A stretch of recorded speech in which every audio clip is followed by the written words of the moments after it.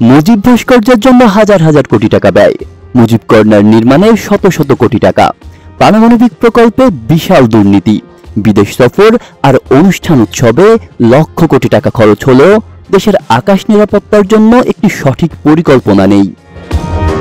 প্রশিক্ষণ বিমান কেনার খরচ মোটেই বেশি নয়, কিন্তু দেশের কর্তৃপক্ষের অপ্রয়োজনীয় ব্যয়বহুল প্রকল্প ও দুর্নীতির কারণে এই সঠিক বিনিয়োগ সম্ভব হয় না।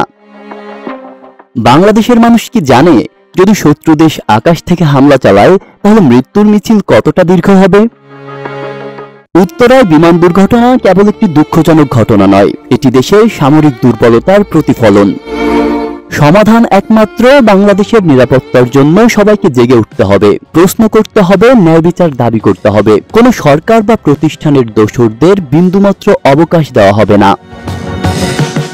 দেশের নিরাপত্তা বিনিয়োগে দুর্নীতি, অবহেলা আর বিদেশি প্রভাব দূর করে আধুনিক কার্যকর আকাশ প্রতিরক্ষা ব্যবস্থা গড়ে তুলতে হবে। এই জাতির বুঝতে হবে, আকাশে আমাদের অস্তিত্বই যেন দেশের সার্বভৌমত্বের সবচেয়ে বড় প্রতীক।